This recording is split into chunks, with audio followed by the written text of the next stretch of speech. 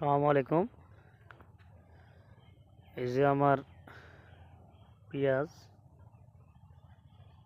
এখানে আমার 1 বিঘে পেঁয়াজ আছে। আমি সৌদি আরব থেকে আসা আমার 2.5 মাস হয়ে গেল। আসার পরে কতদিন পরে আমি এই পেঁয়াজ 1 বিঘে লাগিয়েছি। মোটামুটি পেঁয়াজের ভালোই আছে। এখন দেখা যাক বাকিটা আল্লাহর ইচ্ছা, আল্লাহ কী করে। আর আমার বিদেশি ভাই ও বন্ধুরা যারা আছেন, তারা আমার এই আবাদের যত ভিডিও দিব আপনারা দেখবেন, তাদের জন্য আমার দোয়া রইল। যারা আমার ভাই বোন যারা বিদেশে আছে, যারা প্রবাসী